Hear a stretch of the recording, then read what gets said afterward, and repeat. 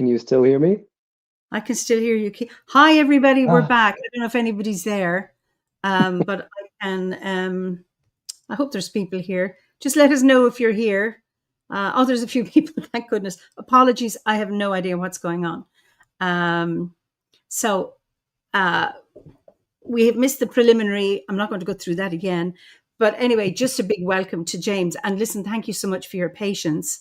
Um, in hanging in there until I could get back in again. So, James, you're in Paris. So, and I know you're not French because you're from the US, but I suppose, how did you get to? I suppose there's lots of questions I want to ask you, but how did you get to Paris from the US? uh, well, we'll have to go back to 1986 to start this journey.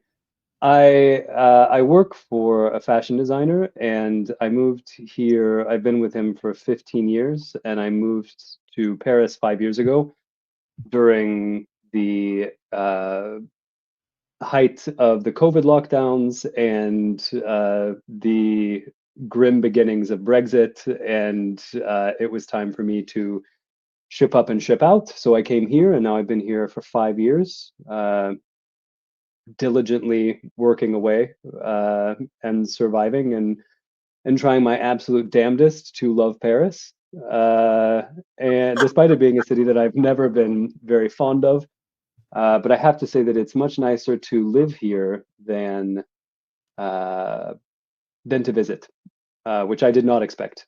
So that's something, huh? What's the? So did you come from England because of Brexit, or did you come from the US? I mean, directly. I came from England. I left. I was to give you the full rundown. I was born in Ohio. I was raised in New Mexico and Florida, and then I moved to Sweden to study music, and then I moved to New York for 11 years. And then I moved to London, and then I moved to Turin, Italy, and then I moved back to London, and then I moved to Paris. So I've been around the block and back, And what's the difference between visiting? I mean, I've never been to Paris, would you believe? So I've neither been a visitor nor a liver there. What's the difference which is between living and criminal, by the way. I, for you? But One day. we're gonna remedy that as soon as possible. Uh, the difference between what now Paris and the rest of the I continent, mean, or you say it's nicer to live there than visit. So what's the difference? it's when you visit. I mean, admittedly, when I've been here visiting, it's always been for work. So I come for 4 fashion shows a year, and I see one piece of the city, and generally that piece of the city I see from inside of a building uh, for 12 to 15 hours a day, and then I go to eat whatever I can find that's still open, and then I go to sleep in my hotel and I start over. So, and then if you have a day off, you kind of cram yourself around all of the general places that you would go when you're in Paris for 24 hours. But living here, you find there's the place to buy your cheese. You find the bookstores that you like. You find it. It takes a long time to figure out which museums are best and which places speak to you. And so living here, it just it takes some time, but you figure it out. And it also has given me more appreciation for Parisians over the years who were not necessarily my go-to group for comfort. But now the longer you're anywhere, the longer you're with people, the more sort of natural all of your prejudices, your ideas about whoever you're thinking, they fade away automatically, naturally. And I think that I learned a lot about the walls that I had held up, how I was projecting my perceived Parisianness onto Parisians that they didn't hold themselves. So living here uh, is better specifically for me because I realized I was an asshole, and I was able to check myself a little bit and get to know Parisians, and also learning the language helped a lot in terms of um, being able to know people on a level that's a little more real Hi, how are you? Ah, okay. So interesting. So, as a druid, I mean, what's it like being a druid in Paris? Uh, Tough, honestly. Tough if you're not like I am, very comfortable with being inside yourself, inside your nest, because the city itself, nature is very manipulated. So the gardens in Paris are very, don't walk on the grass. Nature is for viewing from a side. You're not in it. We have two forests, the Bois de Vincennes and the Bois de Boulogne, and both of them, um, Bois de Vincennes, I think, is a little more wild, so you can kind of lose yourself in there. Bois de Boulogne, no matter where you're standing, you still can see a skyscraper peeking over the furthest tree. So it's a little bit tough to lose yourself. And I think that in a city that is so rooted in humanism and philosophy and very much a material side of life, it can be spirituality is almost taboo to a degree, and extremely personal, and you don't.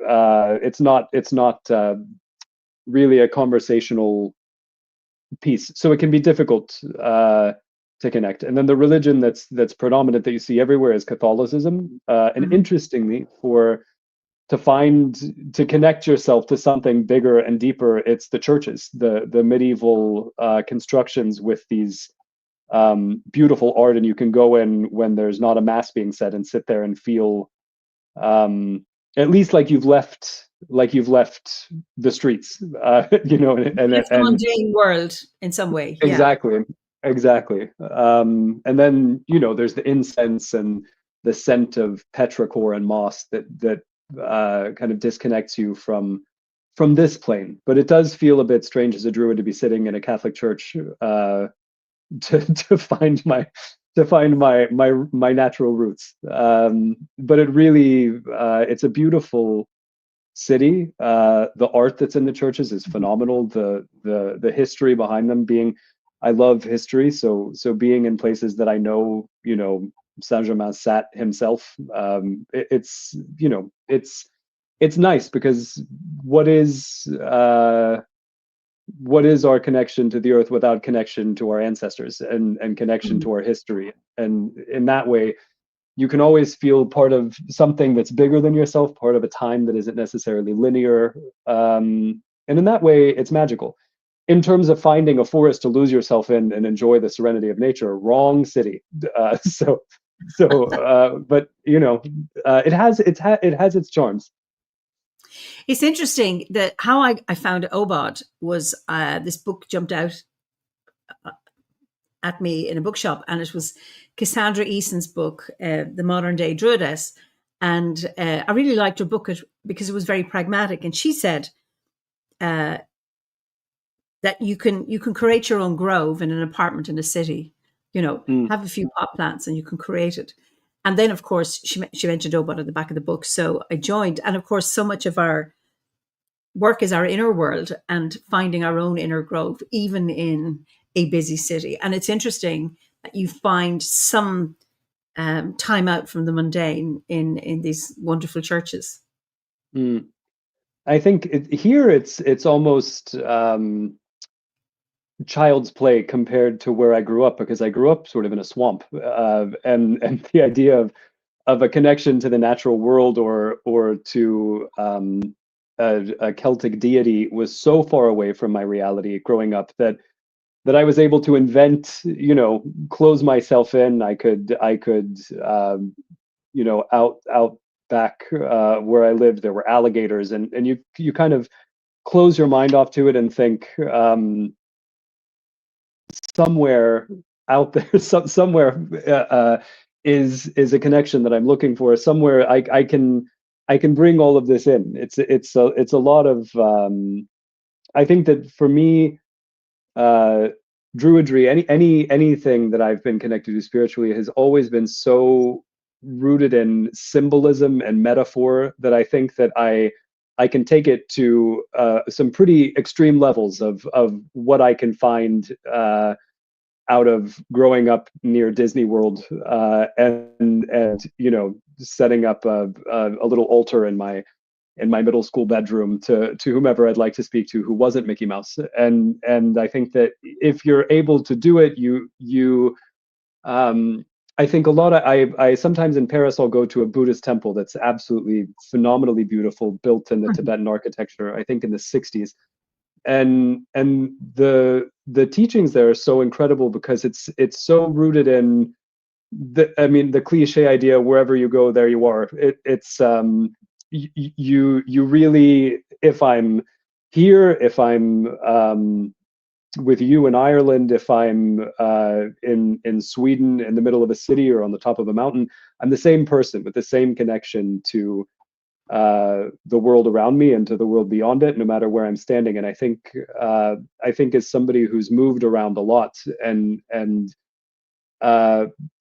being connected to land feels eventually a lot less specific, because there's no land that I've been on for more than 2 years at a time, moving from place to place, from country to country, switching around continents. And eventually you kind of, the world somehow becomes bigger and smaller. Bigger in that it's all one land, it's all one earth, it's all we're all, every place that I've been, every people that I've lived around and connected to, we're all the same, stardust, connected to the same thing, held together by the same force.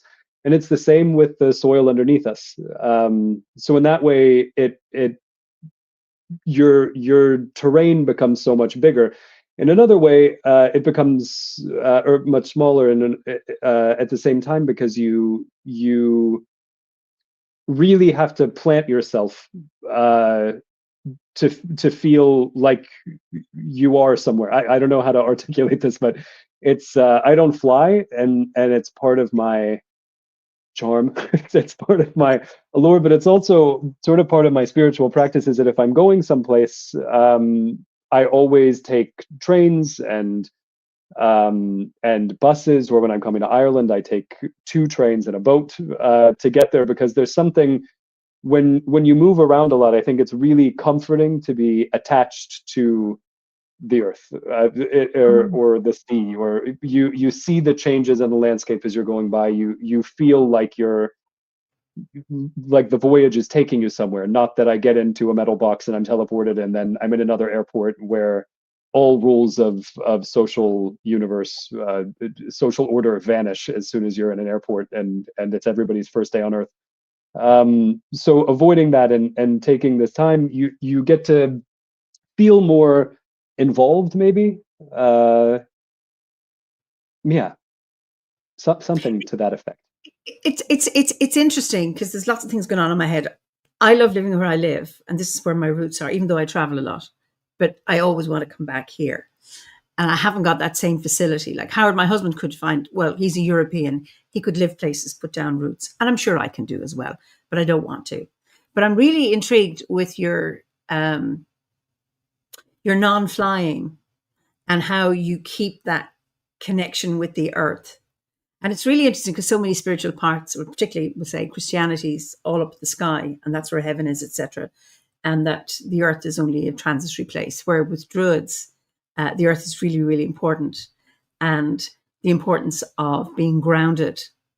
And I'm just intrigued with you keeping that connection as you travel from place to place, that it's the train, the bus, the well, indirectly the bottom of the sea, but it's like you haven't left the earth, and you still keep that connection with it that keeps you really, really grounded. Liz is from the US. She said a lot of churches were built on top of ancient pagan sites. Have you ever done any connection with these since you've been in Paris? Slightly. The Paris is a very interesting place, because you when you're in the UK, for example, or Ireland, it's very obvious when you're in a place that was another place, or when you're in Rome, that it's like a layer cake, that you have a temple to Mithras at the bottom, and gradually you see the religious conquerings and dominance in the dirt. I mean, you see it built on top of each other. Paris is really, France as a as a nation, after the Frankish kings and everybody that succeeded I think the Merovingians were the last pagan dynasty in France, which I could very well be wrong about, but they were the long-haired kings, and their symbol was a bee, and a lot of that still, a lot of the bee symbolism still exists here. So you see it more in cultural things and actual buildings. And as far as where the pagan sites of worship were in Paris, it's not that I've been able to find. I'm sure someone knows, but it's really, I don't know. I think that I lived in London for a long time, and they're very clear about it, and it's they'll even mention it in the church. This has been this and this and this, and I find that in France it's more of oh no, we're far too civilized to have ever had a pagan past, because now the language itself, everything has been very, very Christianized. So it's for such a long time that that it's difficult to know exactly. The more in France, you see things outside of Paris a lot more. So in Paris is the New York City of France. Where is it France? You don't really know. It has its own laws, its own rules, its own form of civilization, and then you leave and people are radically different, and you feel regional differences from region to region as you go around. In Normandy, for example, you feel that there's this Scandinavian air, and you can feel it in the land a little bit differently. You can feel what was sacred, and you can kind of guess, but again, it's a guess because it's really wiped out, because the first ordained kings that were Scandinavian of Normandy were also Christianized from the get-go. So yes and no. But I have seen, I mean, there's a rumor that there's a druid, and I don't think they're Obod, but in Paris on certain holidays they'll go to the Seine and they'll make offerings, and they must know where to go. I've never seen them, but I've read snippets on the internet. I just have no clue how to find them. But if I do, I'll come back here and tell all of you what I found. Yeah, but for now, that was a very long way of saying I have absolutely no clue, Liz, and I'm very sorry. Oh, a lovely long answer. I've tried. Now, so I know you're moving to Normandy, and Burke is a Norman name, and Kilkenny, where I live, is a Norman town, a Norman city. So the Normans came, there was a Norman invasion of Britain, and then they came over here, blah, blah, blah, long story. And of course, they always said that the Normans became more Irish than the Irish themselves, because unlike the British, the English who colonized us, the Normans actually adopted our ways and intermarried, etc., etc. Anyway, so are there, because I know certainly in Brittany, there are lots of ancient, monuments going way, way Neolithic. Anything like that in Normandy? Yes and no. Brittany is its own animal. I mean, Brittany is really, the second you cross into the region, you feel it's alive in a way that I don't think any other part of France is, and you really feel it very directly. The people there honor it in a way that I don't think it, but it's the Breton people are still, they're very proud of their region. They're very proud of being Celts. They're very proud of their language, though it's really just a flickering spark, desperate to stay alive at this point. But you feel it even in the way that people hold their gardens. In Brittany, when you look in the gardens that people have in their outside of their homes, it's wild. They let nature sort of do its thing. But then in Normandy, it's more less pagan sites, I would say. But I'm always surprised by the things you find. I started a sort of amateur hiking crew here in Paris with mostly fashion industry employees who want some connection to the land, and we call ourselves Rocksuckers Anonymous. and we will go out to try to find. I say we go out as if this is an ongoing thing. We did it once, and I'm very proud that we did it once. So I speak as though it's an ongoing, consistent thing. It will be again. But when I was trying to hunt for, what's the best place for our inaugural trip as the Rocksuckers, and I found a Neolithic burial tomb in Presles, which is a suburb to Paris. It's 45 minutes on the commuter train um, from the North Station, and it's just there. We went, and I thought this can't be true. They can't have something this close to Paris, but there it is in all its glory, absolutely phenomenally beautiful. And alive in a way that the Bois de Vincennes is not. The forests in Paris feel very lifeless, I guess, in a way that yeah, there's something off. And I thought I was just being an asshole again when I went into the forest the first time, and I thought, nah, I don't know if I feel anyone or anything. There was just something missing. But the more and more people who would come, who were sort of I don't know, similarly spiritually minded as me, the first comment they would make is, "Wow, it feels very eerie here. Like there's nothing, like there's no like the spirits of the land have been exorcised." I don't know how to really articulate that either. It's more of a feeling that you get when you go in there. But when you leave in Presles, when you're walking through, it's an absolutely different feeling where it's like, this is where they all went when they left the forest of Paris. They just, skedaddled their way to the other sides. Again, Brittany is its own thing. You feel it, it knocks the wind out of you the second you go into their territory. And because the Arthurian romances are French, they're Breton. All of the romance and the magic, and Merlin is forever imprisoned in Roussillon, which is the forest of Paimpont, which is in Brittany. I don't know. Is it magical because I know the history, or did I feel the history because it's magical? It's a question one could ask oneself. But for me, it's severe. Normandy, however, it's more of it's less specific. Brittany, it feels Celtic. It's a really specific feeling. Normandy feels very alive, very very flourishing, very full, but not necessarily specific. I wouldn't say that there's an overwhelming sense of Odin and Freya there. It's just more of a, but Ojulala is from Normandy. How nice. There's somebody there. To go back to Paris, CJ Prince has a question for you. Have you seen the labyrinth in the Notre Dame Cathedral? A goddess well is said to be beneath it. Really? No, I have. There is a labyrinth in? There were so many.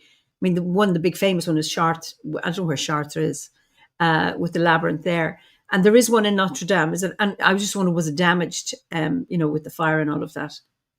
I don't know. Honestly, Notre Dame is a little bit like Times Square at any moment of any day. So when you're in there, it's really hard to see anything, to be honest. It's so crowded. And I went in, of course, I had been in a lot of times before it was burnt, but then afterwards, it really, I would say there's maybe two times the amount that were there before, because Notre Dame is one of the most famous sites in the world of any sort, but the burning really put an extra special star on the map, and people have been very excited to go back and yeah. So I haven't seen much in there other than me and every other tourists oohing and awing and getting out as quickly as possible, because it's a lot in there. It's interesting that he said, or I don't know if CJ is a he or she, or neither. A goddess well said to be beneath. Now that's interesting. That's very interesting. Yeah. And I know from the remaining labyrinths, as you know, I have a labyrinth in my own garden, and we built that in 2000, and there was a big flurry of building labyrinths to mark the millennium, and a lot of them are covered, and that the pews are over them, and that it's always a bit of trouble to get to look at the labyrinths in these churches, because it means that the pews have to be moved. So okay, interesting. So I'll just see if there's any I more. will dig into that and find if there's a goddess well in there. I promise you, I'm gonna find it. this this gives me a nice hunt to go on. Okay, now there's a question. Karasu, the dreamer, what advice do you have for city living and remaining connected to nature? And Oh, I'm trying to figure out how to have a garden at my new apartment. well, I will. Um,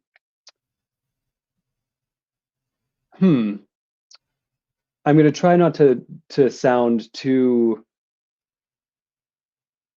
something. I can already feel. I know what I want to say, but I have a. It's going to sound so. You know, uh, uh, the garden.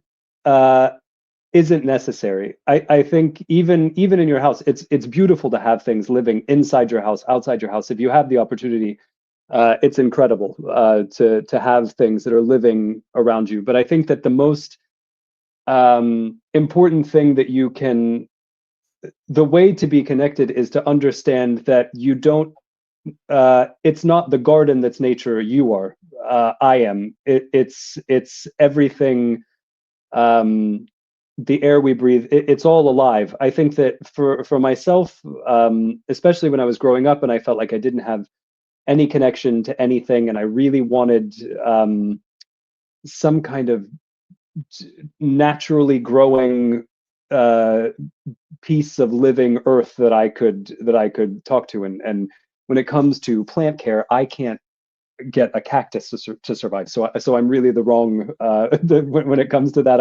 I'm really there. I have not a green thumb. I have not a green. I have a big love, respect, and reverence, but don't trust me with your houseplants when you're on vacation. I will end them without trying.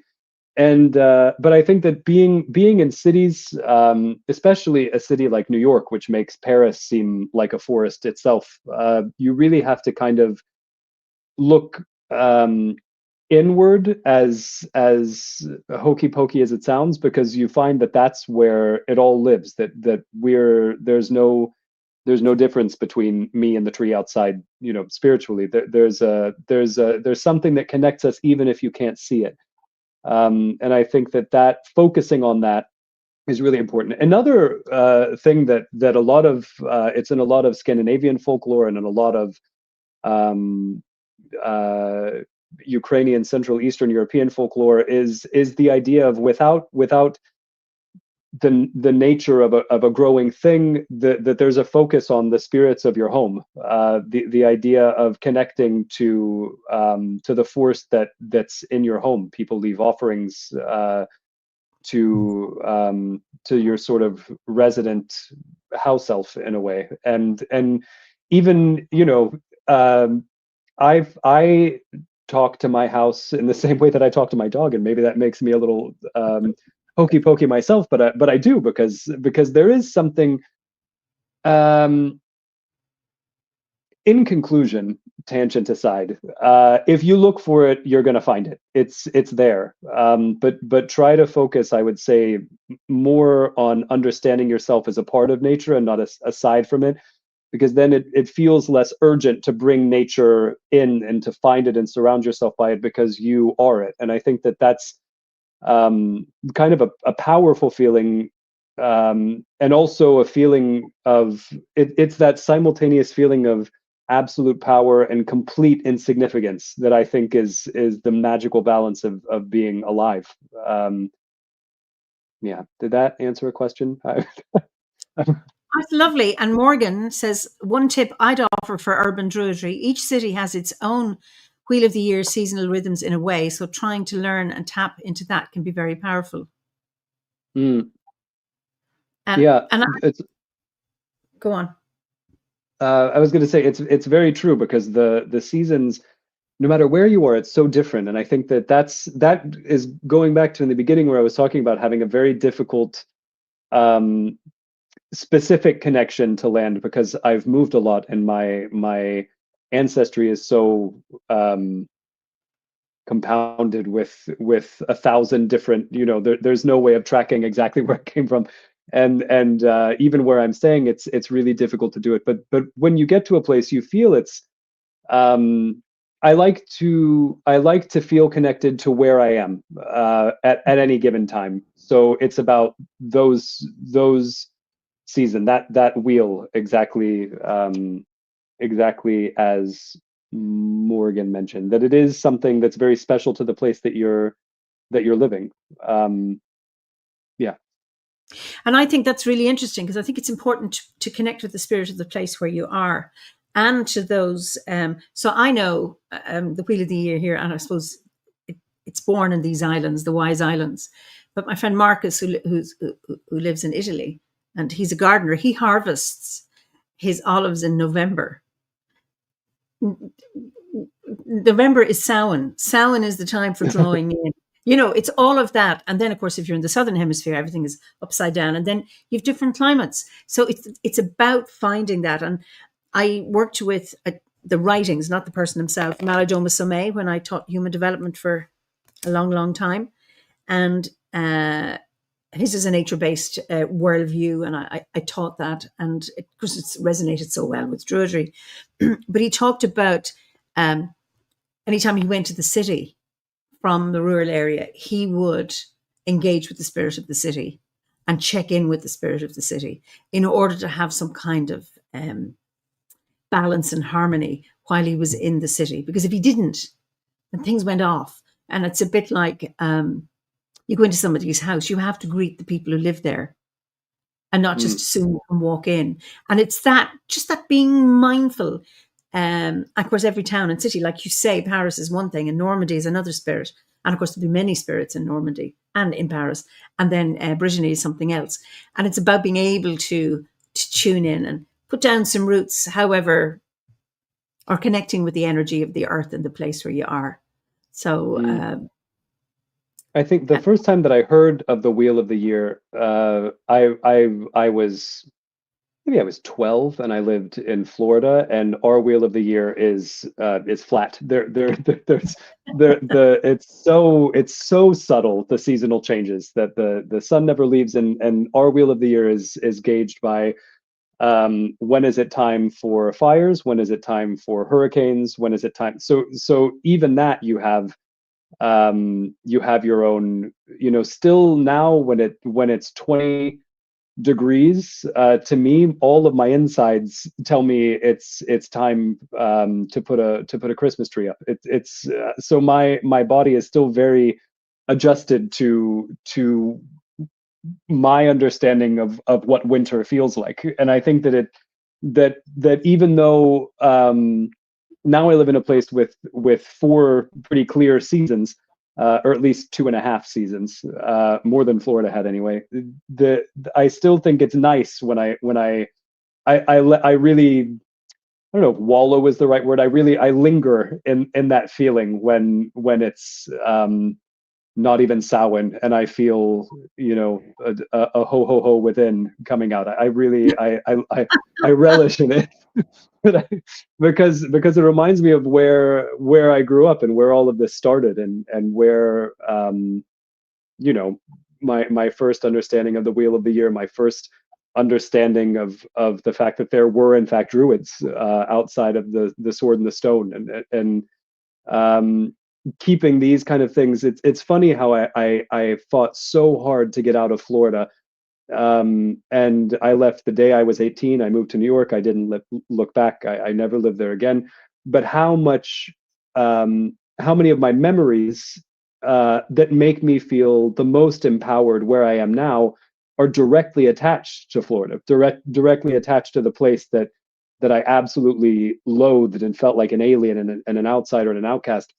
And I think now that It's dumb little things like that. Like the temperature drops a little bit, and I feel like, oh, I don't know. I feel like a child, and it connects me to my past, and it connects me to, and I have this, full circle moment where I look where I'm standing now and think of the absurdity of the fact that I live in Paris, and the absurdity of the fact that I'm still alive after after all these years, and it's such a nice feeling, and yeah, if that makes any sense. I'm intrigued by, and this is, I suppose, the paradox of living in life and our own lives. How seminal, I mean, it is with all of us wherever we grew up. But you say you couldn't wait to get out, and somehow that fed you and has fed your reactions to your landscape now. And I think that's fascinating. I'd love to talk. What kind of a spiritual background did you come from, and how did you? You mentioned an altar in your house when you were a young boy. How did all that start? I mean, I think that would be really interesting. Well, how much time do you have? Go on. So we when we so I my family was a hodgepodge of everything. My dad was culturally Catholic. My dad is three-quarters Cherokee, but born in a really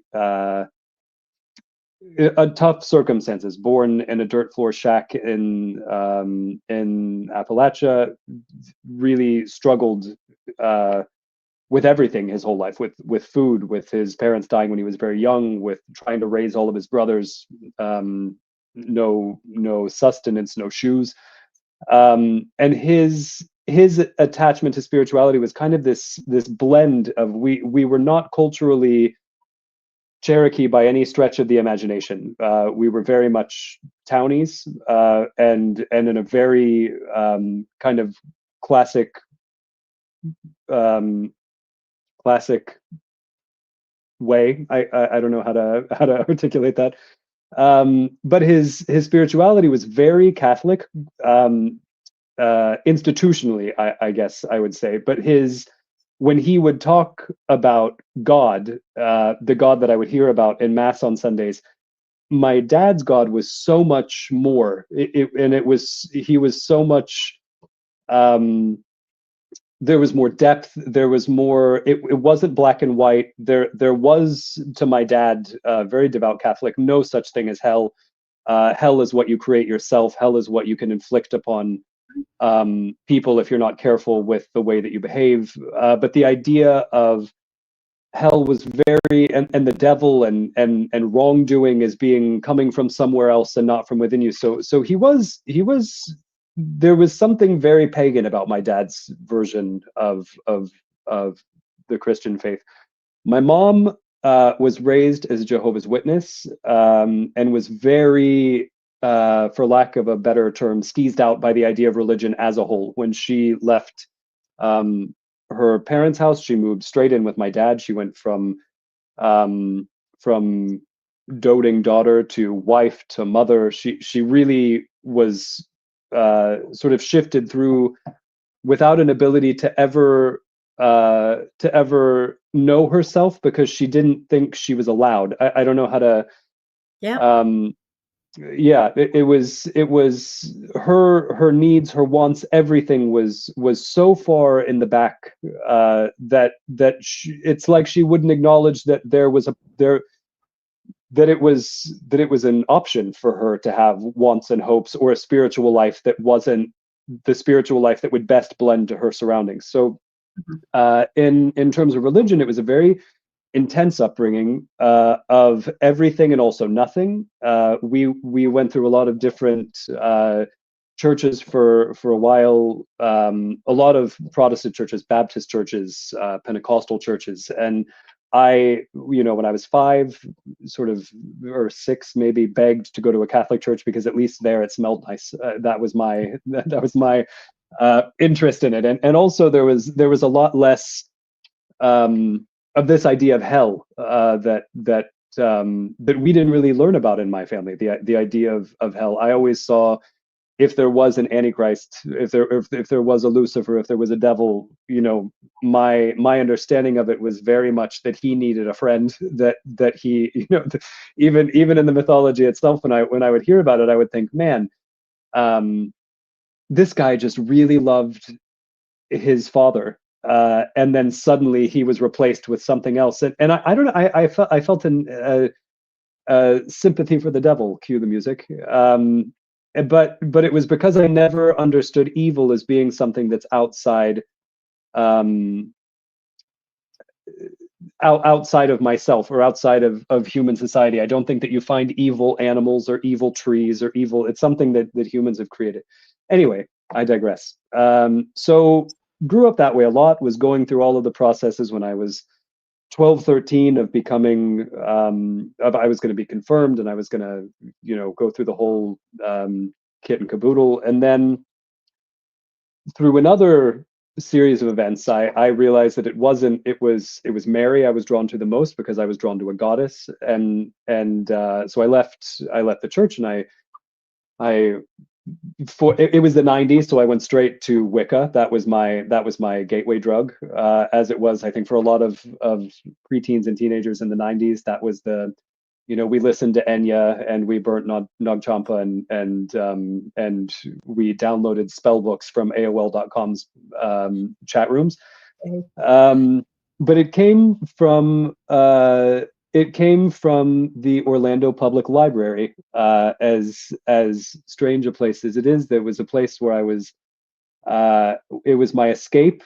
I was pretty, without pulling out my tiny violin, I had a really rough childhood. We were poor in the South. I was gay. I didn't understand that. I didn't have any understanding of sexuality. I was a very late bloomer. I was, I liked building things and reading books and watching shows and pondering and playing in the dirt. And so when the assaults then turned into attacks, then turned into a lot of pretty gruesome experiences, it started happening. I eventually was outrunning some people, and got onto a public city bus, and ended up at the library in order to hide myself. And the library in Orlando itself it's like a castle. It's a brutalist masterpiece. I think it was built by John Johansson, who was a student of Marcel Breuer, or he worked for Marcel Breuer. He was a student of Walter Gropius, who founded Bauhaus, and he called it a composition and monolithic concrete. And that's really what it is. It's just this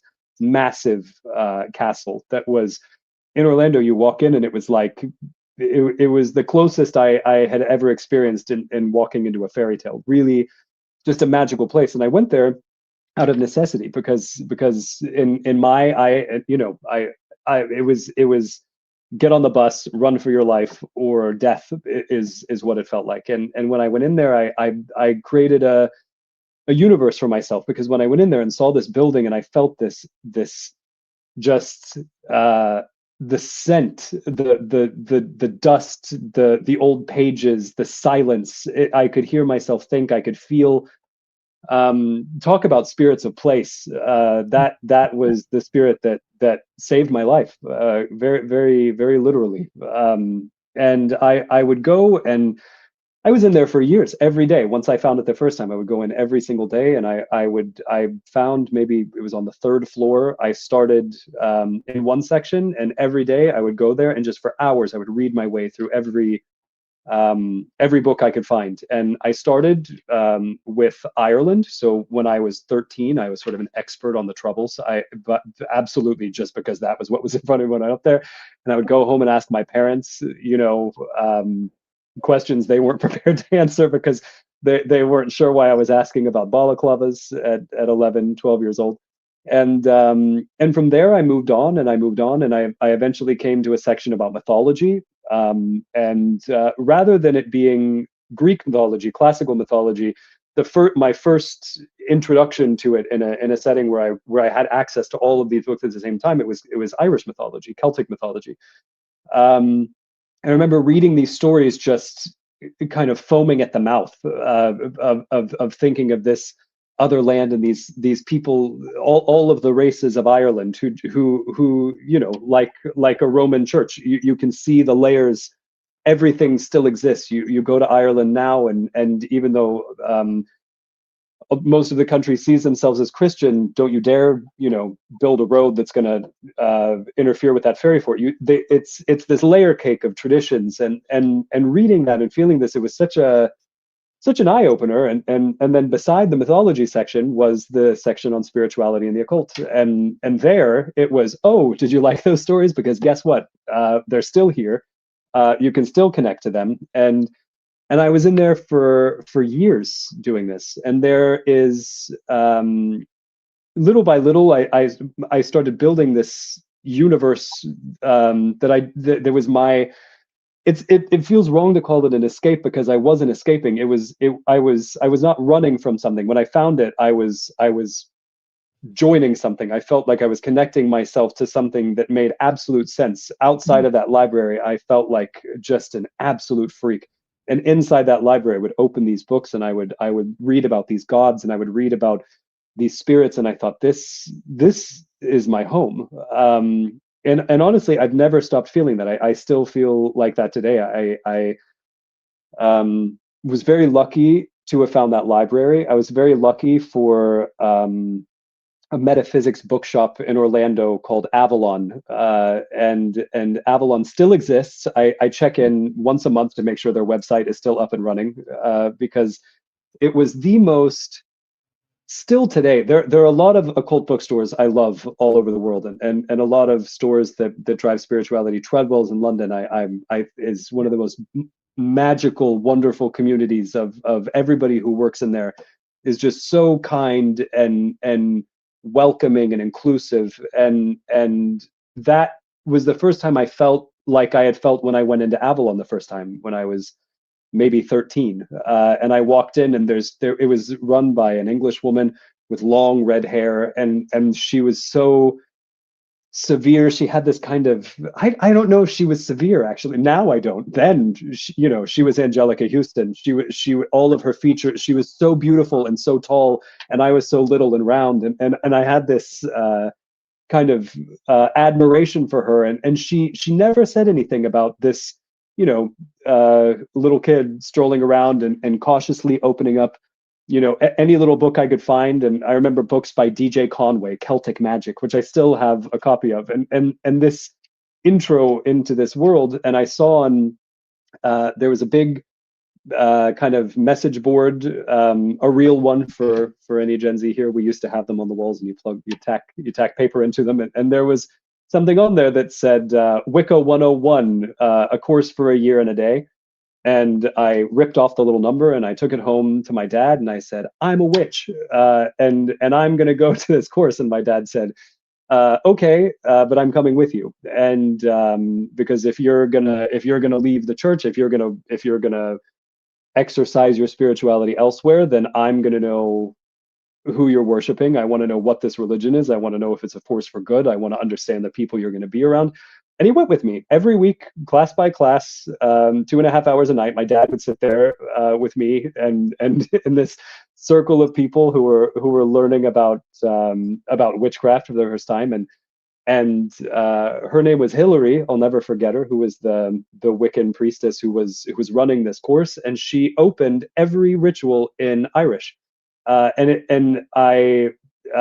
was the first time I'd ever heard Irish. I read all about it in the library when I was, sitting on the floor for hours, but to hear it spoken in a magical context, it just blew my mind open. And she explained, it was my dad who asked a lot of questions. I was kind of starstruck by an Irish speaking witch in front of me. My dad had a lot of questions, who do you worship? Do you worship the devil? Why do you use a pentagram? Why do you do this and this and this? And she explained it in a way that Eimear, I'm pretty sure I've recounted this to you before, that she explained God as a diamond, and she said a diamond is one block, it's one chunk, and a diamond is one piece, but it has a million facets. Every little facet of that diamond, those facets being there, doesn't mean that the diamond isn't one whole. And she said every facet of that one facet is Jesus Christ, if you like. One facet is the Morrigan. One facet is you. One facet is your son. One facet is any of the Buddhas you like. And one facet is Odin. Another facet is Freya. Whatever you're connected to, whatever you want to call the facet, whatever colors and bells and whistles you attach to the facet you're speaking to the thing, the force that is in all of us, that is all of us, that we are all made up of and comprised to. And that was that diamond comparison. I still use it today because I think it's such a beautiful way to think of it myself, and also a way to feel community with Christians themselves, which, you know, my bullies used Jesus and God like it was, you know, the last thing they'd ever do, making sure that I knew that God hated me. But and even then, seeing this diamond perspective, I see like you're calling it something else, but we believe the same thing, man. We're respecting what put us here, and this diamond metaphor really, as years gone by, obviously, you know, I'm a lot older than I was then, but it makes me feel a sort of ecstatic connection to everyone. As with risk of sounding like a hippie, it really that diamond, knowing that we're all here of the same force, by the same force. There's something very beautiful about that. And Hillary, the Irish witch of Orlando, Florida, really nailed it into me. And that diamond analogy was what my dad said, "You're all right," and then he stopped going to the classes, and I was allowed to go by myself. I think that's all he needed to hear. That was his, you know, that was it. But all of those, there's so many pieces of that puzzle that are so silly now that I think of, you know, reading all of my books that I started reading, Scott Cunningham, Silver Ravenwolf, who I think might be canceled now. There are a lot of all of those authors that now when I read them, when I still have a copy of Celtic Magic, and when I open it and I read through it, it's silly and it's funny, and my view, my own spirituality has evolved so much since then, but I still can read it and just absolutely love it, because just like when the temperature drops, I feel I have that feeling of being 12, 13, and finding myself for the first time, finding my place in all of this for the first time. And yeah, now, and I think that coming from all of that, from the library to Avalon to the course of Hillary, and then eventually finding my way to Druidry, it all, there's no part of it that I regret. Nothing. I have, you know, I have no, remember my Wiccan days? I don't, because all of it has brought me closer to who I am, and quite frankly, I'm absolutely not done evolving. And if I am, I'm in trouble, because the idea of my soul ever being done would be alarming. I feel like I'm just expanding and contracting, and you know, we all are. Anyway, that's my history with spirituality. So I mean, yeah. So what you're describing, all these, you know, these formational experiences, you know, really, really important, and it's a wonderful story and very, very rich. So how did you find Obod? I have no idea. I mean, I did. I think it was when I moved to London the first time, which was 11 years ago. It must have been at Treadwell's, and I think I was talking to Christine Oakley Harrington, who runs the place, and I was absolutely starstruck, because, you know, I had read about her and I saw her in an interview once, and I was trying to hold myself together, and the more I explained, she kind of said, "Oh, you know, Druidry, really, you know, there's the shelf. These are the books that I can recommend. But if you really want to know about the Druids, there's an organization here." I'm almost certain that it was she who led me directly into the arms of Obod, and then I found out, you know, a correspondence course. I can have these things mailed to my house. It all felt very exactly what I was looking for, something tangible. And I've been solo for so long in every spiritual practice. Everything is by myself. I've never had a group. I've had people who I've spoken to in passing, but the idea of Obod as a community, it was very alluring. And shamefully, I've never been to an Obod event outside of a Lunasa ritual in on your land. That was the only time I've ever been with other people. That's kind of insane to think about that, actually. That was the first time in my life, which is why I think I had such a strong reaction to being there. And then it really felt like, oh, I better start taking it, because I can't tell you how many times I've ordered the correspondence force, and then I've moved and I've lost the booklets and I started again. And I'm wondering when the people at the desk are going to say, "Is this not your 35th time ordering the damn Bard course? When are you going to finish? Please stop writing to us." But now with the Hearth, shameless plug, I have constant access to it online. So even if I lose my little books again, I have a constant access to it, and it's very nice listening to Philip Carr-Gomm's voice say anything. So I listen to him read a phone book. So it's Yeah, a yeah. really I feel very lucky to have found it, because I think that there's something so inclusive about Druidry as a concept. As you know, there's something much more inclusive about it.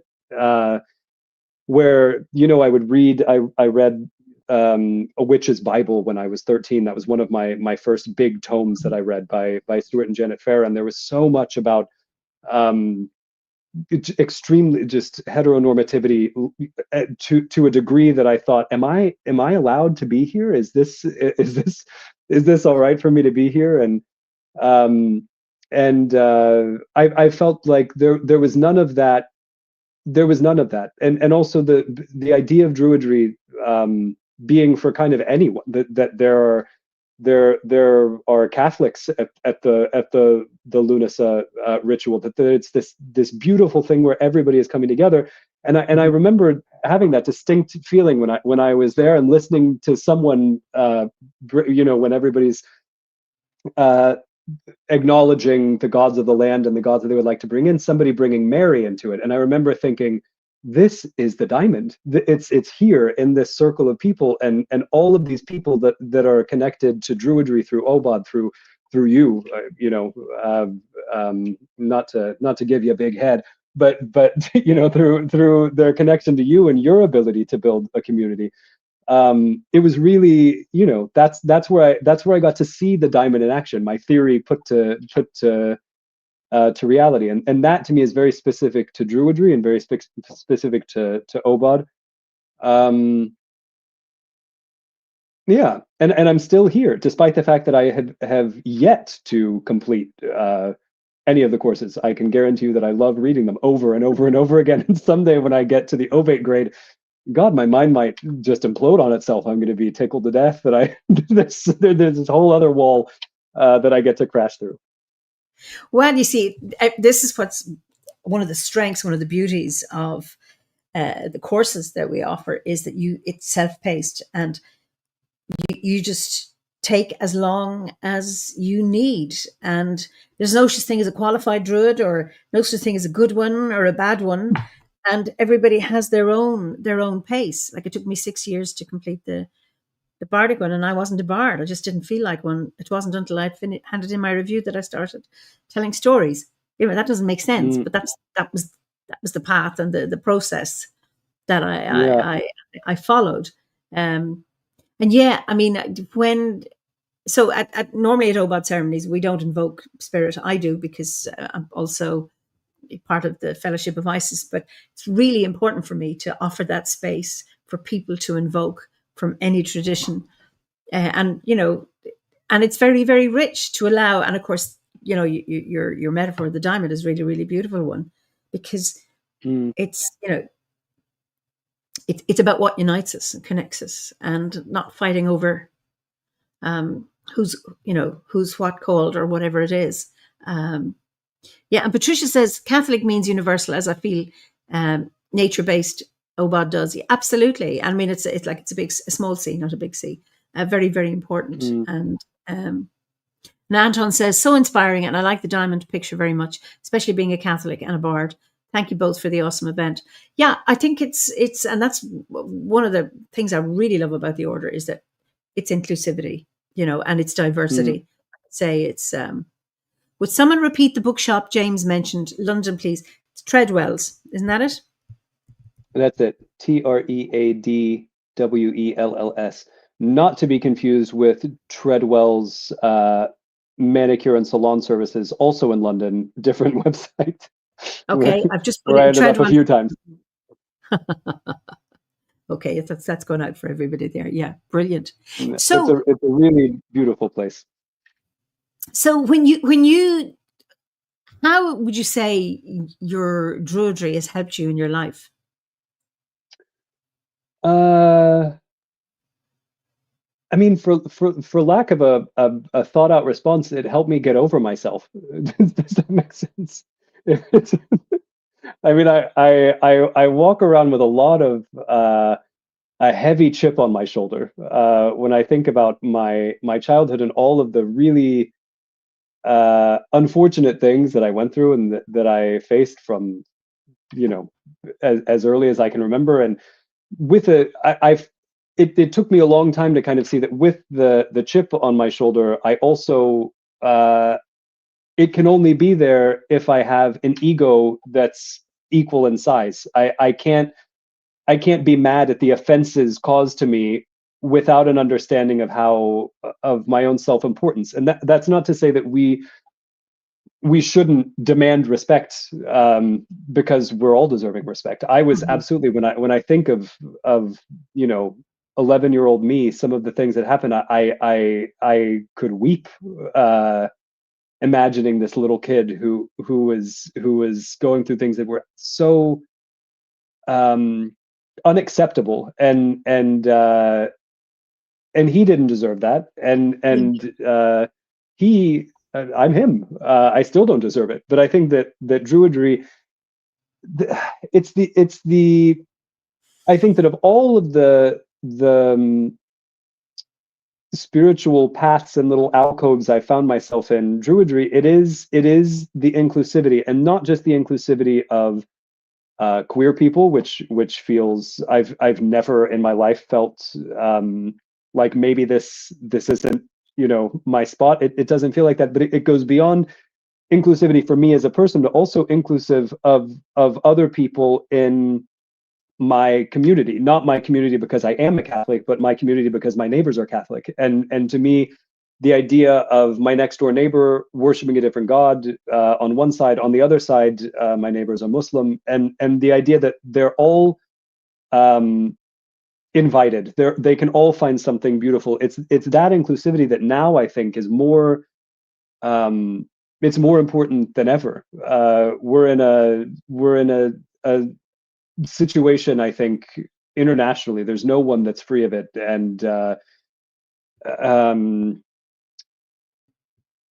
I'm trying very hard not to be political, but I'm just gonna say that I think that there are people who profit off of our division. There are people who want me to look at my Muslim neighbor and see them as invaders. There are people who want me to look at my Catholic neighbors and see them as idol worshiping psychopaths. There are people who want me excluded, want you excluded, want them excluded, because while we fight each other, they laugh their way to the bank with our money, with our joy, with our self-respect. And I think that now the idea of inclusivity to me is so much more all-encompassing of an ideal than it was when I think of my own, exclusion, the intersection. Where I live. I think of all of the other people who I have nothing to do with, and I think that old I used to have a bumper sticker and on the one and only car I had, which was that it turned on was a mystery, but the bumper sticker was that quote that I'm going to absolutely butcher of, you'll all know it if I say that. First they came for the trade unionists, and I wasn't a trade unionist, so I didn't speak up. That one. And I think about it all the time of you don't have to agree with someone to believe in their humanity. You don't have to That's right. understand someone to believe in their right to exist. You don't have to love the same as another person loves to understand that their love is that they're deserving of it, that they're deserving of stability and joy and happiness. But there is one side of the world, and forget not that they are an absolute minority of people. There is one side who thinks uh, that they should be able to impose their values on us. That they should be able to say, "Oh, everything's fine here, nothing to see, and the only reason you don't have any money is because of that immigrant over there. But don't mind the pile of gold I have behind me. Don't mind the fact that I've been siphoning your wealth out, siphoning your joy away, poisoning your water wells, destroying your forests for all this time. It's that Mexican who's coming across the border with nothing, starving, trying to feed his family, risking his life, the life of his loved ones, just to be able to have a chance. It's his fault. It's him you should be angry at, not the person with 7 mansions, up and down the eastern seaboard. And I think that at this point, when the choice is so obvious, it's so clear, we have to ask ourselves, why is it not clear for everyone? Why does nobody see that gelatinous tangerine fascist piece of shit? Why can they not hear what he's saying? He's saying it verbatim. He's saying it literally. He's saying, don't trust your neighbor, only trust me. Don't trust this. Don't trust your eyes, your ears, your anything. It's me and me alone who will save you. And I think that the absolute absurdity of it makes me feel it doesn't upset me. It boggles my mind. And so now what I'm trying to do, speaking of inclusivity, and then I just, I'm not inclusive of him. I'm not inclusive of quite a few creatures that are making decisions that are costing the lives of countless people. But I am trying to understand in a way the people who voted for him. I'm not one of the people who thinks we should cater to ideals that are against humanity in order to build bridges with people who are lacking in it. I don't think that, but I do think that there's a major difference between the people who are desperate, who are the less we have, the more disconnected from each other we are, the easier it is to manipulate us, the easier it is to feed us this confirmation bias that we're because we don't want it to be true that that the people who we elected, the people who we're putting in, the people who we're propping up, we don't want it to be true that they're monsters. We don't want it to be true that they're pillaging not only our environment and our neighbors but us. And I think that there has to be something, and I don't have the answer because I still am I am digging in a deep well of compassion to find any for people who stand on the side of fascists. But I think that it's I think that we have to. Do I want to be right, or do I want to have results? Do I want to be principally pleased with myself that I know that racism is bad, that I know that billionaires are the only minority we should be afraid of, not immigrants, not gay people, not queers, not trans people, not women, not Muslims. The only minority destroying the world are billionaires, and I can see that, I know that, but what good does that do me if I can't speak to someone who doesn't agree with me and hopefully coax them back to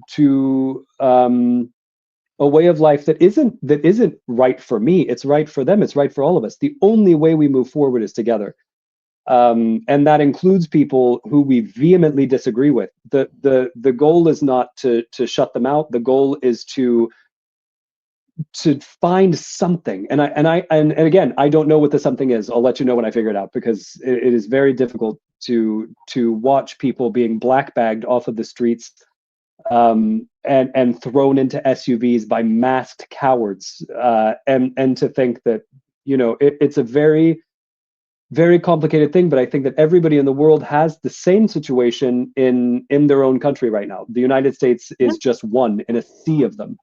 You look at this right-wing surge in Europe. You look at this election tomorrow in Ireland, and you have these choices of one woman who is saying history matters. It's not about clinging to your past. It's about acknowledging your past. It's about recognizing where you went wrong so that you cannot make those mistakes again. It's about looking in the past and seeing these were the two sides against each other. Look at us now. Look how far we've come. And the only way to appreciate where we are is to know where we came from. And I think that Ireland is really at this point, it's the last progressive hope.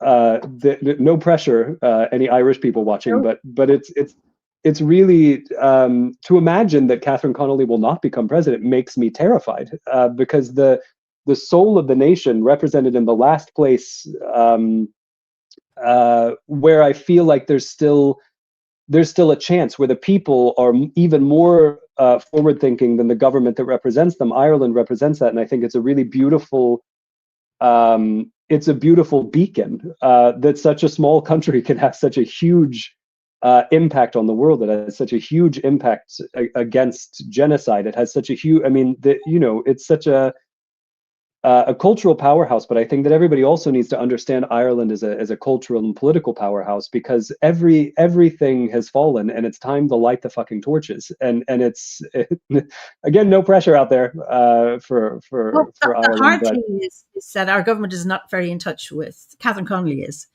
with the nation. So when we think of the pro-Palestinian, the anti-genocide protests, etc., and our government play lip service to that, but then we're indirectly supporting the regime in Israel, and yet the people aren't. And I hope, because I certainly will be getting out to vote tomorrow, that she will win. Not being biased at all, but I think for a woman who's so articulate and so humane and so compassionate, and has had so many, she's a psychologist, she's been a barrister, I can't remember all the things. She can kick a football with all this fancy footwork. I know it's got a name. She's been able to connect with so many stratas of society in her campaign, and answered really shitty questions, being harangued by questions. She stays calm and she answers it with intelligence, with integrity, with honesty, with clarity, kindness, which I think is maybe the most. If I listening to the radio interviews, and just to clarify, I am not Irish. I have no skin in that game. I'm just very concerned because it's the last. To me, it's this election is so important for the rest of Europe, and so I'm paying close attention. I'm listening to all the interviews, and some of the questions. I think I can pride myself on my diplomacy, but mother, God, I don't think I could handle it.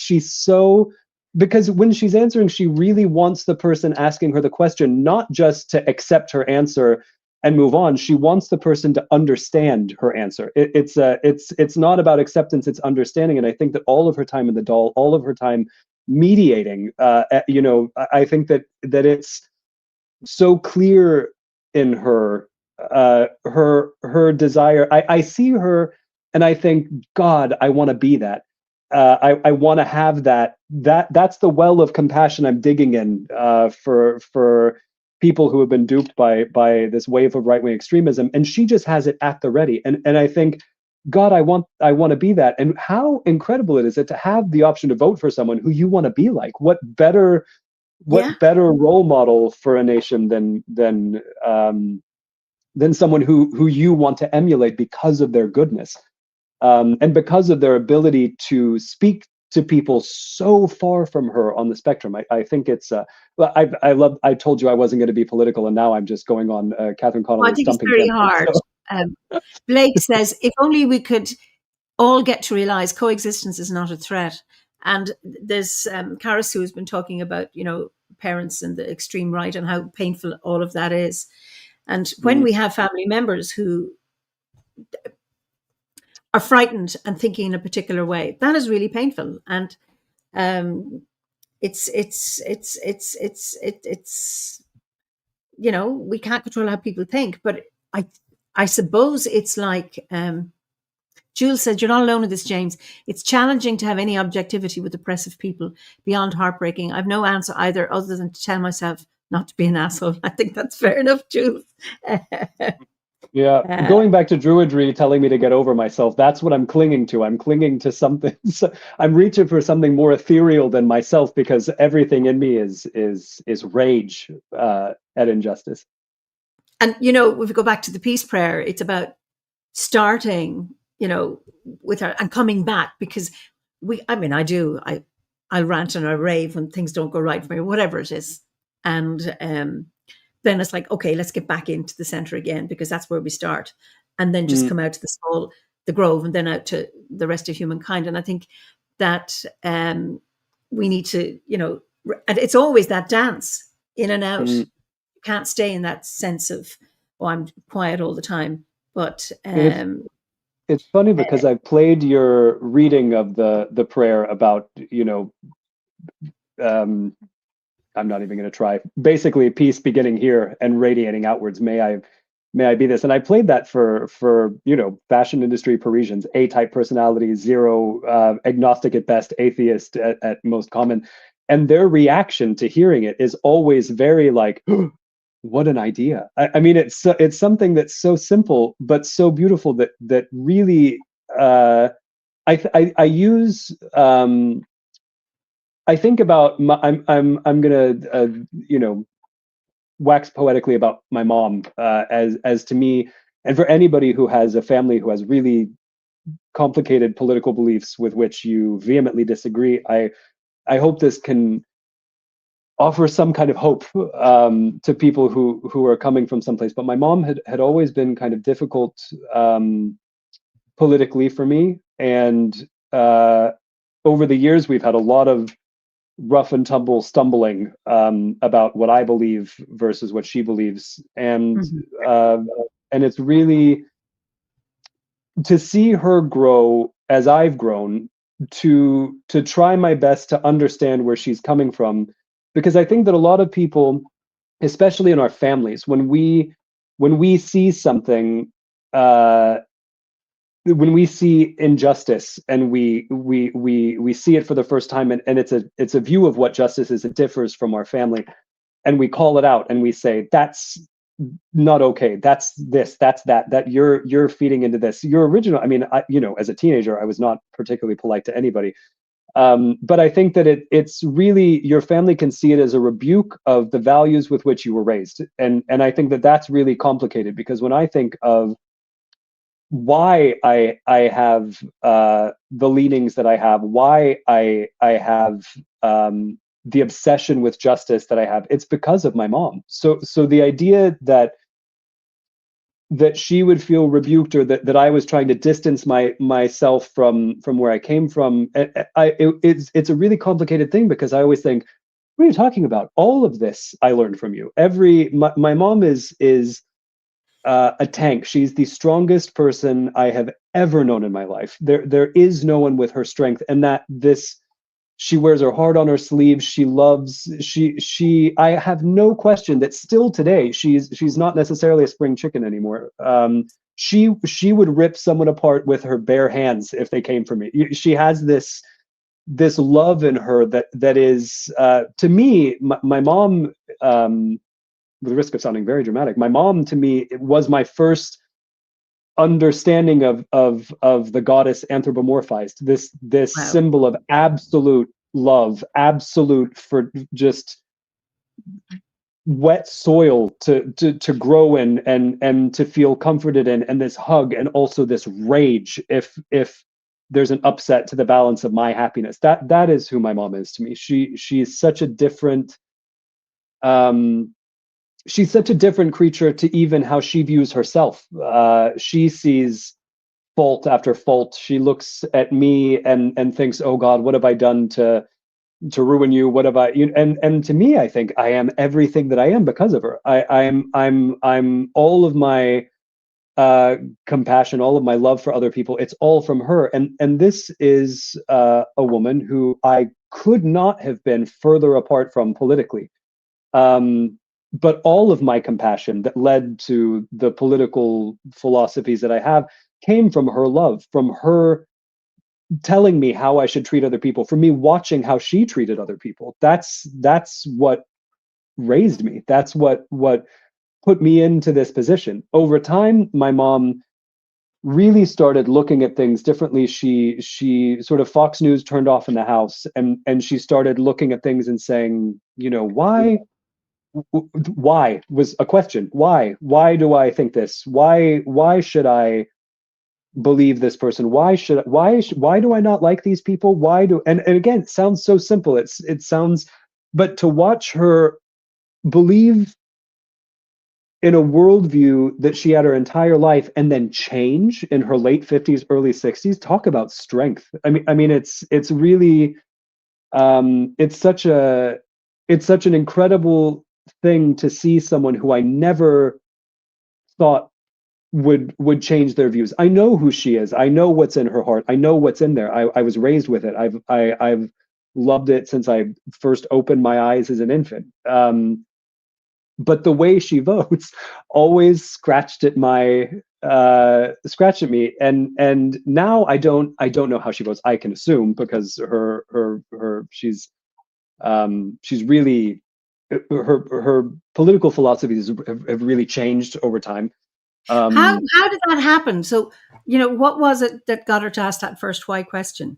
What happened? Was there something that I don't. There's a lot of dark family dynamics outside of me and my mom that have really influenced all of us negatively. But I think that when they left, it gave her the ability to. I think I was saying earlier that she never got to know herself. She was never allowed. She never saw it as an option. She finally was allowed. And not that anyone disallowed her. She wouldn't allow herself. My mom's first order of business always is secure everyone in the room. She is the walking embodiment of the opposite of what they tell you on the airplane. She's putting everyone's air mask on, oxygen mask before her own. And if she completely runs out of air, she wouldn't blink twice because everybody's settled, you know. And so watching her come into her own and realize not only what she has to offer, which is one major layer of it, is understanding kind of she has no idea how awesome she is. She really and I don't know if she ever will. But she understands a little bit more. Hey, I'm really good at taking pictures. Hey, um I have these friends who really like me. Why do they like me? Who knows, but they like me. I must be doing something right. Just these tiny little insights? Yeah. insights into the fact that she is awesome. And then also understanding that she is also deserving of respect and love and security and compassion and warmth and kindness. And I think her kind of learning and leaning into herself, it it was that, and we've had a lot of really difficult conversations over my life, but there was never a moment where I felt like she didn't love me. If she didn't understand a stance I took, and in that I feel I recognize how privileged I am. My parents are very, very different than me in so many ways, but I've never felt like I didn't belong.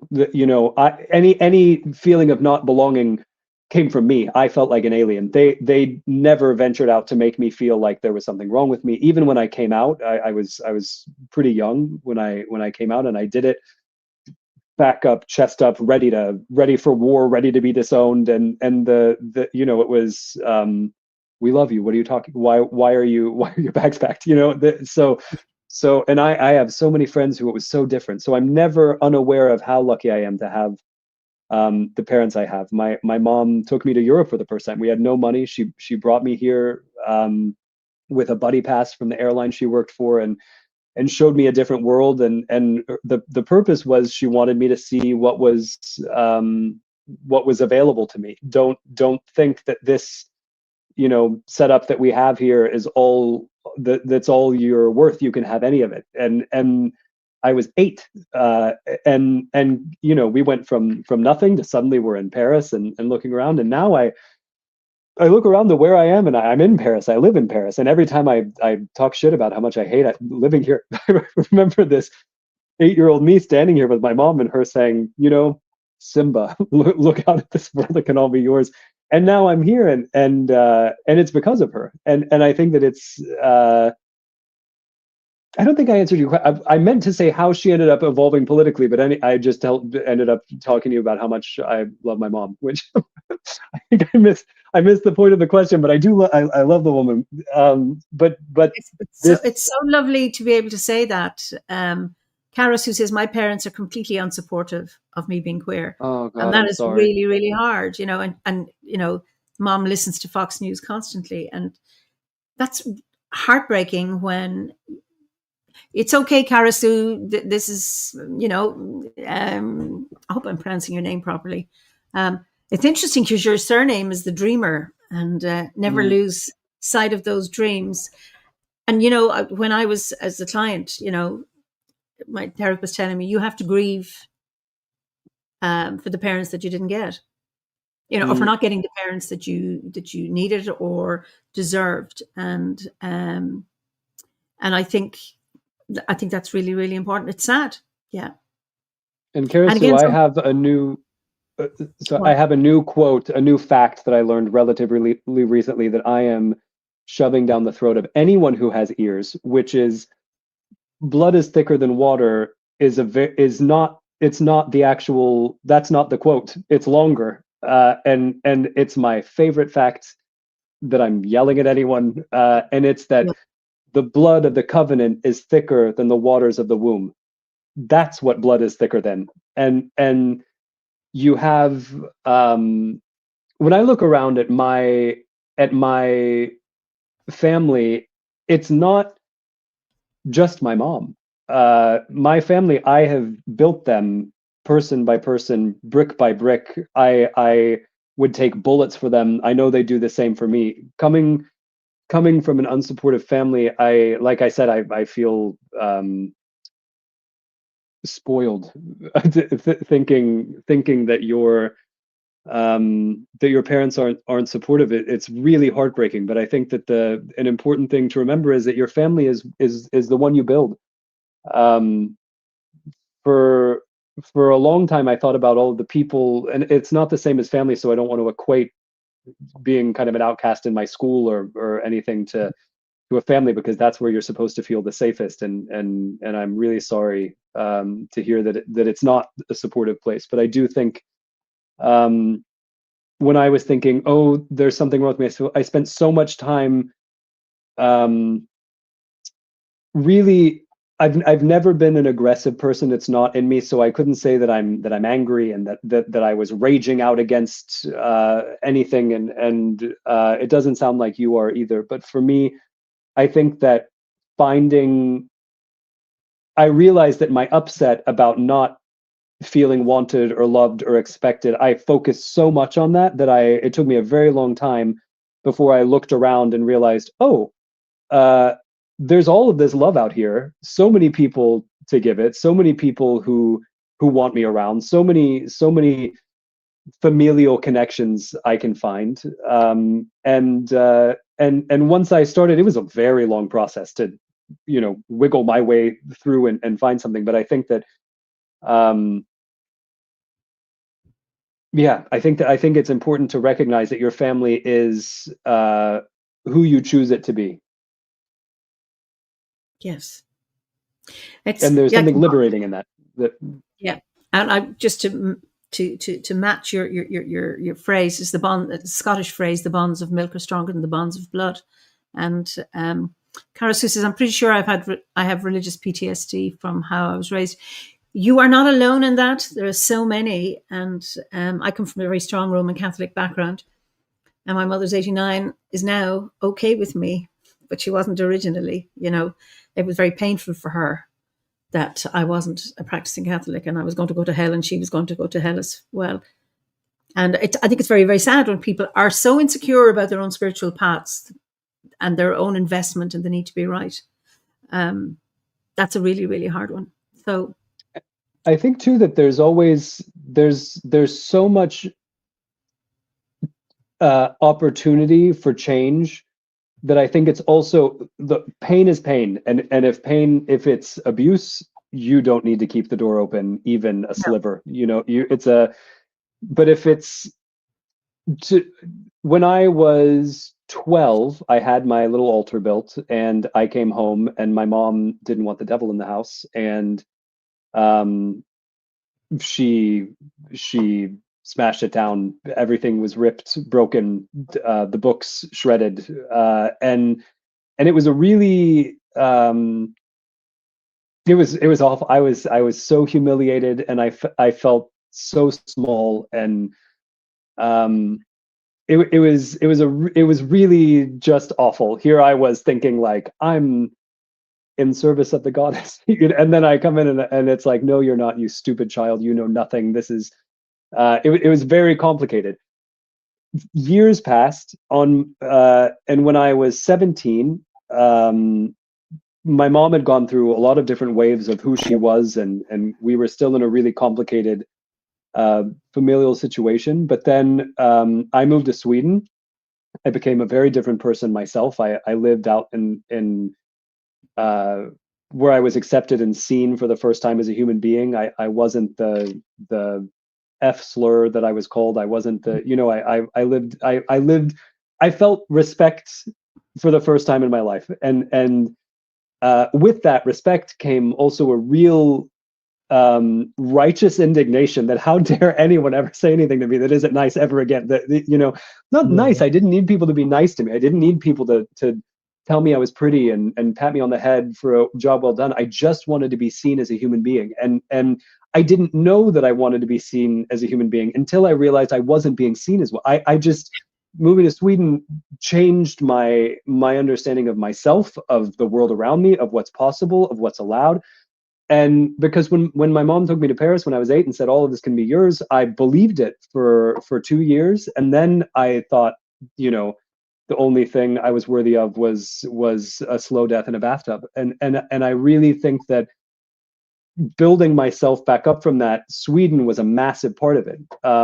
And we came from my mom ripping up the books and really making it clear that this, you know, devil worshipping horseshit isn't going to happen. You know, this, we went from that to then when I was 17, I moved back from Sweden, and it was the first Christmas that I had been home. I was home for 2 or 3 months at that point.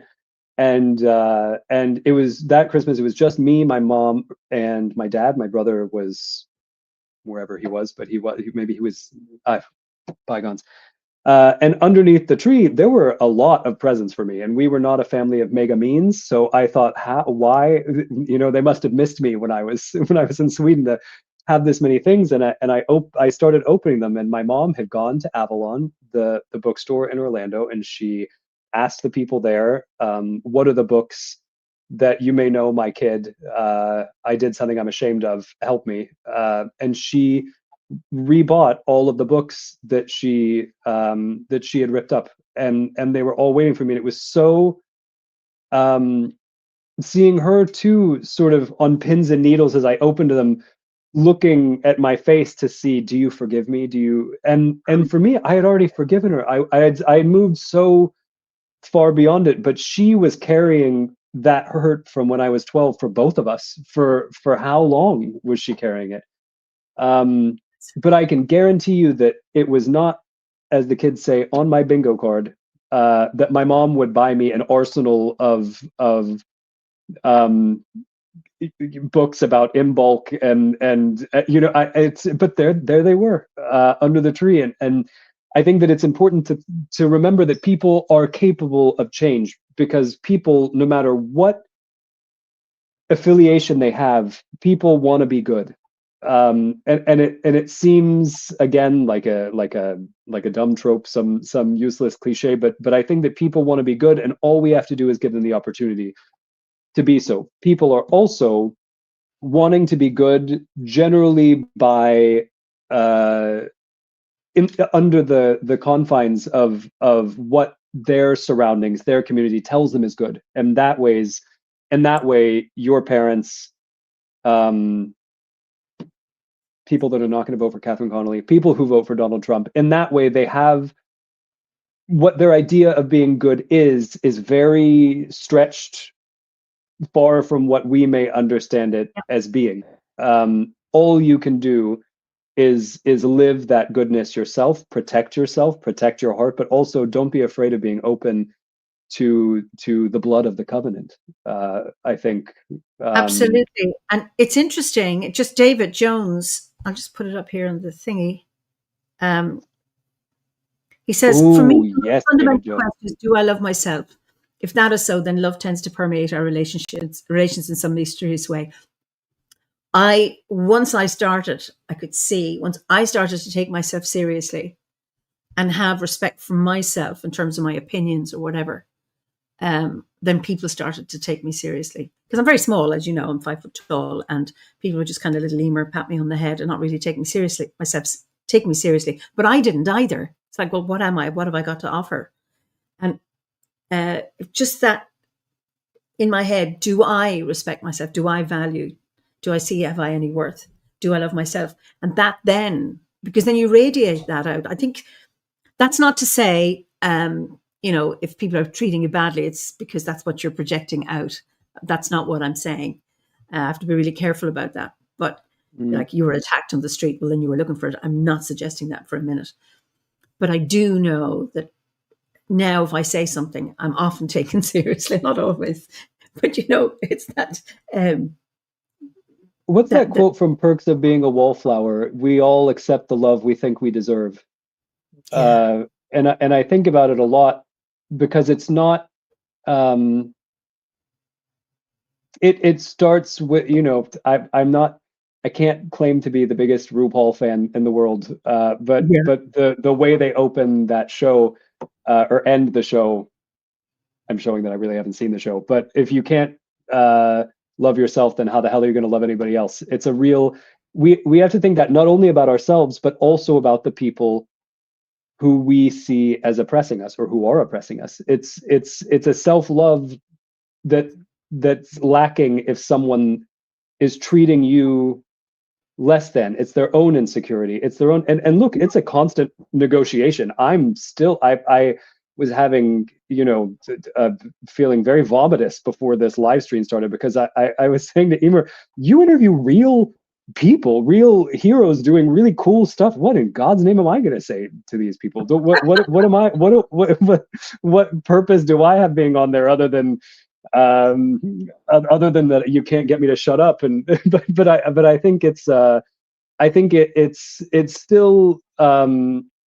But even though I'm very terrified to do something like this and come on and talk as if I know anything, it doesn't mean I love myself any less. Because I think I'm spectacular, but I also sometimes at work at the Lunasa ritual in the beginning before I got to feel that diamond energy, I felt like I always feel like I'm a half step away from people figuring it out that I'm useless, that I'm a dilettante who and while simultaneously being an absolute megalomaniac. So I feel like I have everybody has this negotiation and it goes up and down. Sometimes I'm feeling really confident and in charge of myself. Other times I feel like, oh God, please no one look at me because you're going to see right through my and it's welcome to the club. Yeah. So the idea of thinking that anyone has it together is wrong. None of us do. The most confident person looks in the mirror, I would say at least 3 or 4 times a week and says, who the fuck do you think you are? At themselves. It's just, it's part of it. But I think that what David said, loving yourself is the first step to anything. And it's not that in terms of progress, that is not linear. That loops around and circles back and you're never really sure if you do, but finding that base of love for yourself is really important in your actions or in your relationship to other people. And like Eimear said, it's not about radiate good energy and nothing bad will happen to you, because I think that the entirety of Gaza would be able to disprove that very quickly, that sometimes horrific things happen to you regardless of how strong you are and how good you are and how many gardens you plant. I think about that guy all the time who was planting every day. He would plant new seeds, and it was his way of saying, the more the bombs fall, I'm going to put more seeds to show that we can grow beauty. And he died in a strike. And I think about Oh. him all the time of all of that good just wiped off the map. Not just him, his entire family wiped off the map. And I think that for all of us, regardless of our familial situations, regardless of how we view ourselves or how we view society, it is our civic duty. It's an imperative that we all live for that Gazan boy planting seeds, smiling every day in the face of bombs. And I don't like relativizing, like, oh, they have real problems and our problems are. That's very not my game, because we all have our boulders to push up the mountain. But I think that it's important that we remember that this love that we're hoping that the world feels, the only way forward is to embody it ourselves. And boy, is that challenging. It's work to be happy. It's a habit. It's a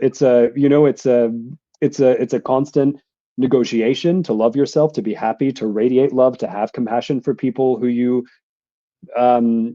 don't see any compassion in them. It's easy to have compassion when someone radiates it. It's like a mirror bouncing light back and forth. But when someone doesn't happen, it feels like, why the hell am I wasting all this love and understanding and empathy on you, you prick? But what's the We still have alternative? to do it. And yeah, it's about finding it in ourselves and then radiating it out. And I've had that in experiences, just doing it, and then I find people are open. But but it's about remembering to be able to do that. Karis, who says, I'm planning on doing a solar ritual to help me be kind to myself soon. I wish you all the best with that. And I think that really, really important. And then Blake says, if more people would put the work for self-growth that your mother has, James, we'd all be better off.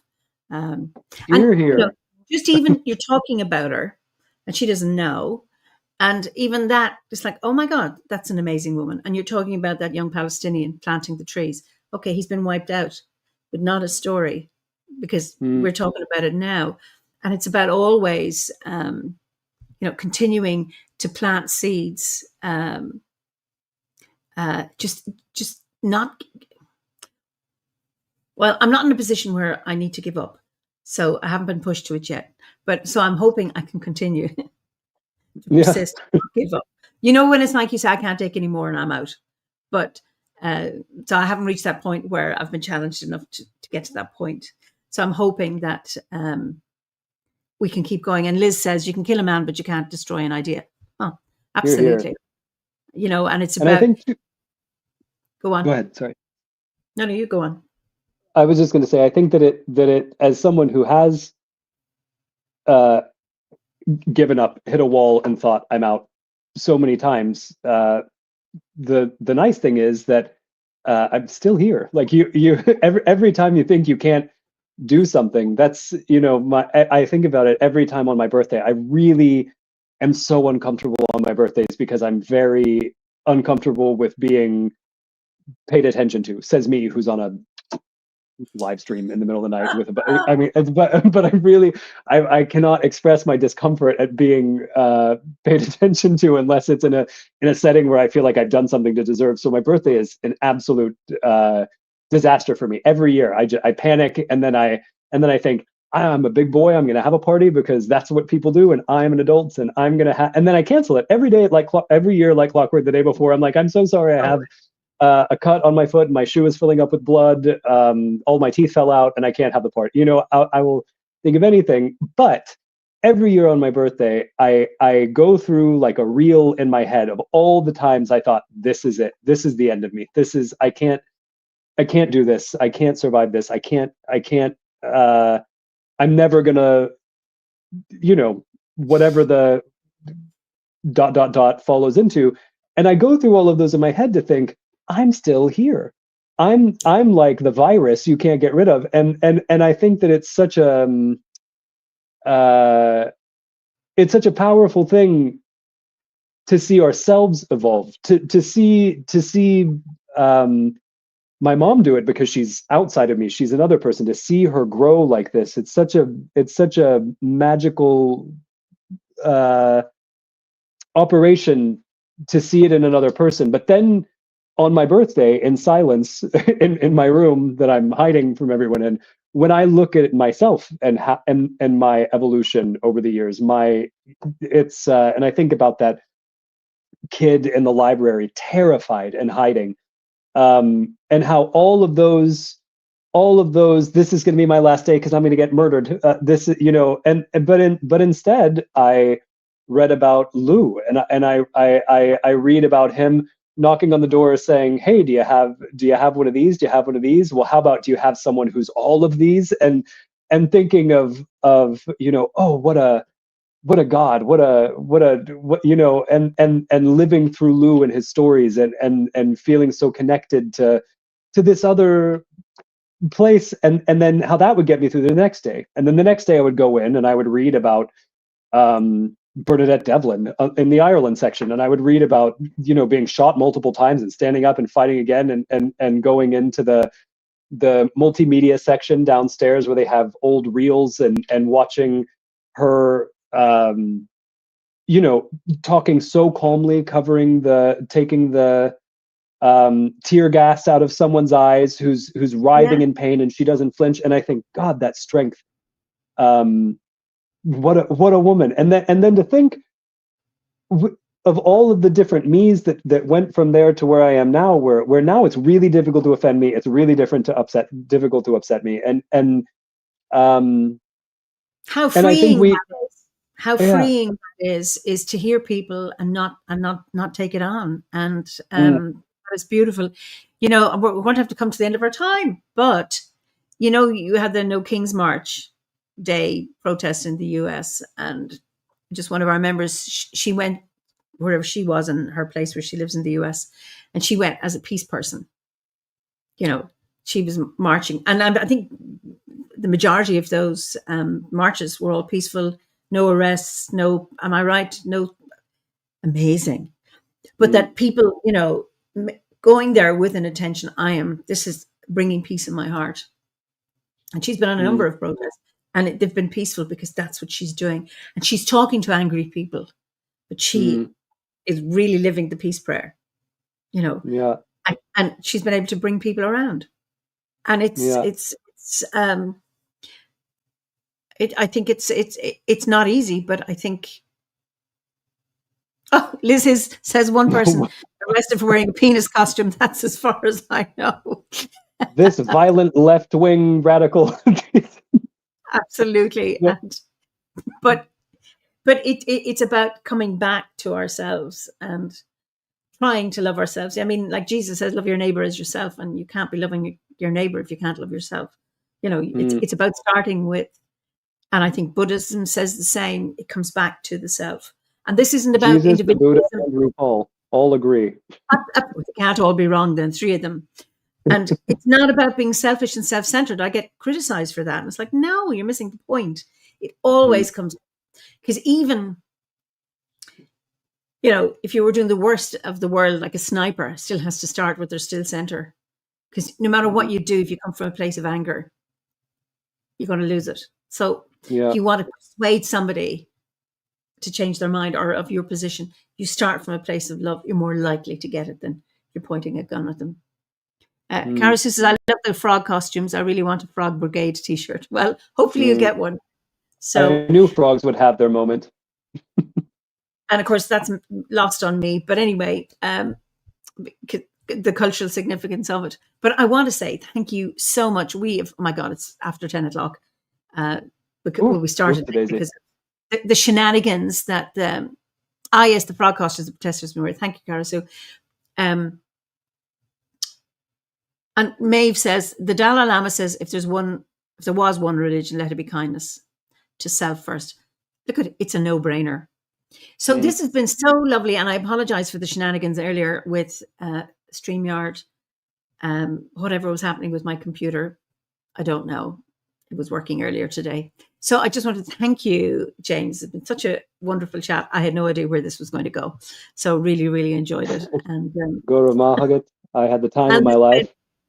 there've been loads of comments, long comments. People have been talking in the chat that I haven't been able to look at, but and also people supporting each other, which is really, really nice because of something that we said. Figure something for somebody, and then they make some comments on it, which is really lovely. So I'll let you say goodnight, and then I'll let you say goodnight to everybody, and I'll send you to the green room then. Well, good night, everybody. That's that's showbiz, baby. I've had the time of my life. Thank you, everybody, for being so nice to me. I might have a little cry now because I'm terrified of being here. Thank you very much. It was really nice to see everybody's comments. It was this is what I love Obad. It's everybody's so nice. It's such a nice thing. So good luck to everybody in your goings on. Good luck with your families and all of your goings on. And good luck, Ireland, tomorrow. No pressure, but don't fuck this up. And yeah, Guru Mahagat, Slán Gafal, etc. It's okay. So you don't go. You just go back to the green room, and I'll go into in a minute. Thank you. I'll be waiting in the waiting room. Okay. So thank you all for joining me, and for your lovely comments, etc. And I didn't get to answer all of them, but I was just so taken up with our conversation with James. So thank you all as usual. Anyway, I'll be back next week for another interesting conversation with a member of the Order of Bards, Ovids, and Druids. And then we're coming. Well, we are October 23rd. So next week we'll be heading into Samhain. And until then, Slán go Fóill, and enjoy the rest of your day. Good morning, good night, good evening, good afternoon, or if you're watching a recording of this. So in the meantime, be well, Slán go Fóill.